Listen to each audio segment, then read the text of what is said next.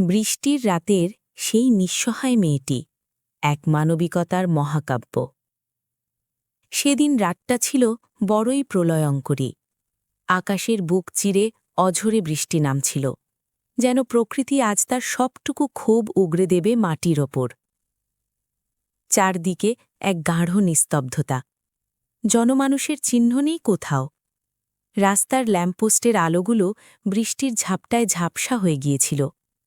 নির্জন সেই পিচঢালা রাস্তা দিয়ে নিজের কালো গাড়িটি নিয়ে অফিস থেকে ফিরছিল আদিল হোসেন। আদিল বগুড়া শহরের এক সুপ্রতিষ্ঠিত ব্যবসায়ী। শহরের উপকণ্ঠে তার এক বিশাল সাদা রঙের বাংলো বাড়ি। বৃষ্টির বেগ এতটাই বেশি ছিল যে গাড়ির ওয়াইপারগুলো যেন সামনের পথ দেখতে হিমশিম খাচ্ছিল। হঠাৎ একটি মোড় ঘোরার সময় হেডলাইটের তীব্র আলো ফুটপাতে দাঁড়িয়ে থাকা এক তরুণীর ওপর পড়ল। মেয়েটি সম্পূর্ণ ভিজে একাকার হয়ে গিয়েছিল। তার মাথা নিচু করা ছিল, দুহাতে নিজেকে জড়িয়ে ধরে সে থরথর করে কাঁপছিল। দেখে মনে হচ্ছিল সে আতঙ্কে পাথর হয়ে গিয়েছে, নড়ার শক্তিটুকুও তার অবশিষ্ট নেই। আদিল প্রথমে গাড়ি নিয়ে কিছুটা এগিয়ে গেল, কিন্তু কয়েক সেকেন্ড পরেই তার মনের ভেতর এক অদ্ভুত অস্থিরতা তৈরি হল। আয়নায় সে দেখল মেয়েটির গালে একটা তাজা খামচির দাগ, আর চোখে এক গভীর খ্যাপাটে আতঙ্কের ছাপ। সে হঠাৎ জোরে ব্রেক কষল এবং গাড়িটি রিভার্স করে ঠিক মেয়েটির সামনে নিয়ে এল। আদিল ছাতা হাতে নিয়ে গাড়ি থেকে নামল এবং মেয়েটির কাছে গিয়ে খুব নরম স্বরে জিজ্ঞেস করল, শুনুন, আপনি কি ঠিক আছেন? এই দুর্যোগে এখানে কেন দাঁড়িয়ে আছেন? মেয়েটি ধীরে ধীরে মাথা তুলল। তার চোখ দুটো রক্তবর্ণ হয়ে গিয়েছিল, যা দেখে বোঝা যাচ্ছিল সে গত কয়েক ঘণ্টা ধরে অঝরে কেঁদেছে। সে কাঁপানো গলায় বলল, আপনি এখান থেকে চলে যান, দয়া করে আমাকে একা ছেড়ে দিন, আমি কারো সাহায্য চাই না। আদিল কয়েক মুহূর্ত চুপ করে থাকল। সে বুঝতে পারল মেয়েটি হয়তো কোনো ভয়াবহ পরিস্থিতির শিকার হয়েছে এবং এখন কাউকেই বিশ্বাস করতে পারছে না। সে অতি সযত্নে বলল, দেখুন, আমি আপনাকে কোনো ভয় দেখাতে আসিনি, কিন্তু এই গভীর রাত আর বৃষ্টির মধ্যে এখানে দাঁড়িয়ে থাকা আপনার জীবনের জন্য বড় ঝুঁকি। এই এলাকায় রাতে ছিচকে বদমাশদের উপদ্রব বাড়ে। আমার বাড়ি কাছেই, সেখানে আমার বোন আর বাবাও থাকেন। আপনি চাইলে বৃষ্টি থামা পর্যন্ত সেখানে আশ্রয় নিতে পারেন। তারপর আপনি যেখানে বলবেন আমি সসম্মানে আপনাকে সেখানে পৌঁছে দেব। মেয়েটি তবুও দ্বিধা করছিল। আদিল তখন তার নিজের দামি ফোনটি বাড়িয়ে দিয়ে বলল, আপনি যদি আমাকে বিশ্বাস করতে না পারেন তবে এই ফোনটি নিন, আপনার পরিচিত যে কোনো মানুষকে কল করুন, আর যদি আমাকে এখনও আপনার ভুল মনে হয় তবে আমি এখনই এখান থেকে চলে যাব। আদিলের চোখে এক অদ্ভুত সরলতা আর বড় ভাইয়ের মতো মমতা দেখতে পেল মেয়েটি। সে ধীরে ধীরে মাথা নাড়িয়ে গাড়িতে উঠে বসল। পুরো রাস্তা তারা কেউ কোনো কথা বলেনি। মেয়েটি শুধু জানালার বাইরে অন্ধকারের দিকে তাকিয়েছিল আর তার চোখ দিয়ে নিঃশব্দে জল ঝরছিল। কিছুক্ষণ পর গাড়িটি সেই বড় সাদা বাংলোর সামনে গিয়ে থামল। আদিল তাকে ভেতরে নিয়ে গেল। ঘরটি ছিল একদম শান্ত। আদিল তার ছোট বোনের ঘরটি খুলে দিয়ে বলল, এটা আমার বোনের ঘর, ও এখন পড়াশোনার জন্য বাইরে আছে। আপনি এখানে নিশ্চিন্তে গোসল করে নিন, আলমারিতে ওর কিছু নতুন কাপড় পাবেন। আমি ড্রয়িং রুমে আছি, কোনো দরকার হলে ডাকবেন। দরজা বন্ধ হতেই মেয়েটি আয়নার সামনে দাঁড়িয়ে নিজের বিধ্বস্ত চেহারা দেখল। পরক্ষণেই সে মুখে হাত দিয়ে কোনো শব্দ না করে অঝরে কাঁদতে লাগল, যেন বুকের ভেতরে জমানো সব অপমান, ঘৃণা আর কষ্ট এই বৃষ্টির রাতের মতো চোখের জলে ধুয়ে দিচ্ছে সে। বেশ কিছুক্ষণ পর সে গোসল সেরে একটি সালোয়ার কামিজ পরে বাইরে এলো। আদিল ততক্ষণে রান্নাঘর থেকে গরম খাবার এনে টেবিলে সাজিয়ে রেখেছিল। সে মৃদু হেসে বলল, একটু খেয়ে নিন, সারা রাত তো আর না খেয়ে থাকা যাবে না। মেয়েটি মাথা নিচু করে বলল, আমার কিছুই খেতে ইচ্ছে করছে না। কিন্তু আদিল যখন প্লেটটি এগিয়ে দিল, মেয়েটি হবহবু করে খেতে শুরু করল। বোঝা যাচ্ছিল সে গত দুদিন ধরে প্রায় অভুক্ত ছিল। খাওয়া শেষ করে কফি হাতে তারা সোফায় বসল। আদিল খুব শান্ত গলায় জিজ্ঞেস করল, যদি আপনার আপত্তি না থাকে বলতে পারেন কি আপনার সাথে কি হয়েছিল, আর আপনি এই অবস্থায় কেন ছিলেন? এই কথা শুনে মেয়েটির চোখের জল আবার বাঁধ মানল না। সে কফির মগটি শক্ত করে ধরে তার জীবনের যন্ত্রণাময় কাহিনী বলা শুরু করল। মেয়েটির নাম ছিল সায়মা। সে রাজশাহী জেলার একটি অত্যন্ত শিক্ষিত ও রক্ষণশীল পরিবার থেকে এসেছে। তার বাবা ছিলেন একজন সৎ চাকুরিজীবী। সাইমা ছিল তাদের একমাত্র আদরের কন্যা। কলেজের সামনে একটি মোটর গ্যারেজে কাজ করত রিয়াজ নামের এক যুবক। রোজ যাওয়ার পথে সাইমার সাথে তার পরিচয় এবং পরে গভীর ভালোবাসা হয়ে গেল। সাইমা রিয়াজকে পৃথিবীর সবকিছুর চেয়ে বেশি বিশ্বাস করত। যখন তার বাবা মা এই সম্পর্কের কথা জানতে পারলেন, তারা কঠোরভাবে নিষেধ করলেন। কিন্তু প্রেমের নেশায় সাইমা তখন অন্ধ হয়ে গিয়েছিল। এক রাতে সে পরিবারের মান-সম্মান জলাঞ্জলি দিয়ে কিছু টাকা আর গয়না নিয়ে রিয়াজের হাত ধরে পালিয়ে ঢাকা চলে এলো।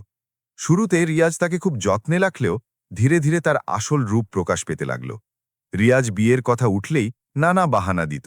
একদিন রিয়াজ তাকে বিয়ের প্রলোভন দেখিয়ে পুরান ঢাকার এক ঘিঞ্জি এলাকায় একটি পুরনো জীর্ণ বাড়িতে নিয়ে গেল। সেখানে গিয়ে সাইমা দেখল ঘরটি অস্ত্রধারী লোক দিয়ে ঘেরা। রিয়াজ আসলে তাকে একটি পাচারকারী চক্রের হাতে বড় অঙ্কের টাকার বিনিময়ে বিক্রি করে দিয়েছিল। সাইমা তখন বুঝতে পারল সে কি ভয়ঙ্কর চোরাবালিতে পা দিয়েছে। সেই নরককুণ্ড থেকে বাঁচার জন্য সে এক মুহূর্ত সময় নষ্ট না করে সুযোগ বুঝে একতলার জানালা দিয়ে লাফিয়ে পালাল। বৃষ্টির কারণে রাস্তা পিচ্ছিল ছিল। সে পড়ে গিয়ে পাথরে ঘষা খেয়ে গালে চোট পেল। পেছনে সেই হায়নাগুলো তাকে তাড়া করছিল। সে মানুষের ভিড়ে লুকিয়ে কোনো মতে একটি কাভার্ড ভ্যানে করে এই শহরের মোড়ে এসে পৌঁছেছিল। সাইমা কাঁদতে কাঁদতে বলল, আপনি যদি সেদিন দেবদূতের মতো না আসতেন, তবে হয়তো আমি আজ বেঁচে থাকতাম না। হয় তারা আমাকে ধরে ফেলত, না হয় আমি আত্মহত্যা করতাম। আদিল সব শুনে স্তব্ধ হয়ে গেল। পরদিন সকালে আদিলের বাবা হঠাৎ না জানিয়েই ঢাকা থেকে বাড়িতে এলেন। সাইমাকে দেখে তিনি বেশ অবাক হলেন এবং আদিলকে আড়ালে ডেকে রাগত স্বরে বললেন, অচেনা একটা মেয়েকে এভাবে বাড়িতে রাখা ঠিক নয় আদিল। লোকে নানা কথা বলবে। আমাদের বংশের একটা মর্যাদা আছে।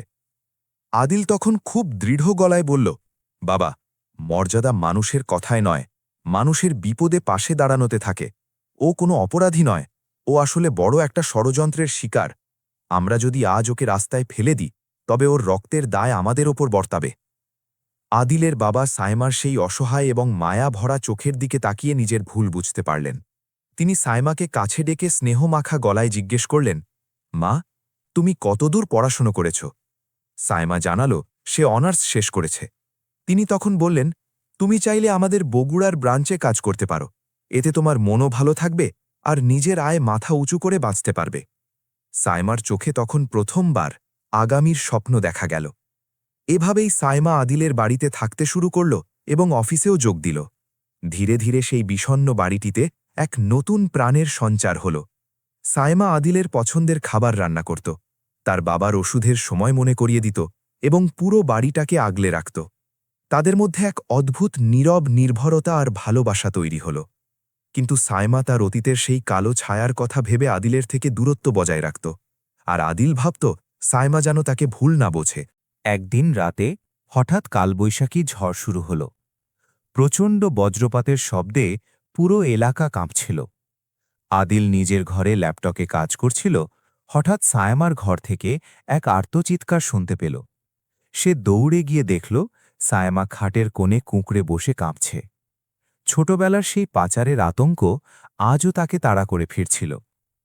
আদিল তাকে শান্ত করতে তার মাথায় হাত রাখল। আতঙ্কে সায়মা আদিলকে জড়িয়ে ধরে কাঁদতে লাগল। সেই মুহূর্তে আদিল তার মনের কথাটি বলে ফেলল, সায়মা, আমি তোমাকে সারা জীবন এভাবেই আগলে রাখতে চাই। আমি তোমাকে ভালোবাসি। তোমার অতীত আমার কাছে গুরুত্বহীন, আমি তোমার বর্তমান আর ভবিষ্যৎ হতে চাই। সায়মা অঝরে কাঁদতে কাঁদতে বলল, আমি এই সম্মানের যোগ্য নই আদিল ভাই, সমাজ আমাকে মেনে নেবে না। আদিল তার মুখ তুলে ধরে বলল, সমাজ চলে সাহসী মানুষের কথায়। আমি তোমাকে আমার স্ত্রীর মর্যাদা দিতে চাই। খুব সাদামাটাভাবে ছোট এক মসজিদের হুজুর ডেকে তাদের বিয়ে হয়ে গেল। বিয়ের 1 বছর পর তাদের কোল আলো করে একটি সুন্দর কন্যা সন্তান এল। সেই খুশির দিনে সায়মা হঠাৎ ডুকরে কাঁদতে শুরু করল। সে তার স্বামীকে বলল, আজ আমার মায়ের কথা খুব মনে পড়ছে। আমি যে ভুল করেছি তার ক্ষমা কি কখনো পাব? আদিল তাকে পরম মমতায় জড়িয়ে ধরে কথা দিল যে সে তাকে তার বাবা মায়ের কাছে নিয়ে যাবে। কয়েক মাস পর সাইমার সেই ছোট্ট মেয়ে রাকিকার নাম করে তারা রাজশাহীর সেই গ্রামে পৌঁছল। দামি গাড়ি আর জামাইকে দেখে গ্রামের মানুষ বাড়ির সামনে ভিড় জমাল। সাইমা যখন গাড়ি থেকে নেমে ধুলোমাখা রাস্তায় তার বৃদ্ধ বাবা মায়ের পায়ে পড়ে ক্ষমা চাইল, তখন পুরো গ্রামে এক আবেগের সমুদ্র বয়ে গেল। সাইমার বাবা মা যখন সব শুনলেন যে আদিল কিভাবে তাদের মেয়েকে নরক থেকে উদ্ধার করেছে এবং তাকে রানীর মতো সম্মান দিয়েছে, তারা আদিলকে জড়িয়ে ধরে অঝরে কাঁদলেন। সাইমা ফিরে পেল তার হারানো পরিবার, তার সম্মান এবং এক নতুন পৃথিবী। এই গল্পের সবচেয়ে বড় শিক্ষা হল, মানুষের জীবনে একটি ভুল সিদ্ধান্ত হয়তো অন্ধকার ডেকে আনতে পারে, কিন্তু সঠিক সময়ে একজন সংবেদনশীল মানুষের সঙ্গ আর আশ্রয় পেলে সেই জীবন আবার স্বর্গের মতো সুন্দর হয়ে উঠতে পারে। মানবিকতা কোনো দেশ বা জাতির গণ্ডিতে সীমাবদ্ধ নয়, এটি পৃথিবীর শ্রেষ্ঠ ভাষা। তো বন্ধুরা, গল্পটি আপনাদের কাছে কেমন লেগেছে অবশ্যই জানাবেন। কে কোন জেলা থেকে দেখছেন, জেলার নামটা কমেন্টে লিখে যাবেন। ভিডিওটিতে কষ্ট করে একটি লাইক করে দেবেন। আর হ্যাঁ বন্ধুরা, চ্যানেল গল্পের আয়নাকে সাবস্ক্রাইব করতে কিন্তু ভুলবেন না। তো বন্ধুরা, এখনকার জন্য আল্লাহ হাফেজ। আবারও ফিরে আসব নতুন কোনো গল্প নিয়ে। ততক্ষণ পর্যন্ত ভালো থাকুন, সুস্থ থাকুন আর নিজের খেয়াল রাখুন।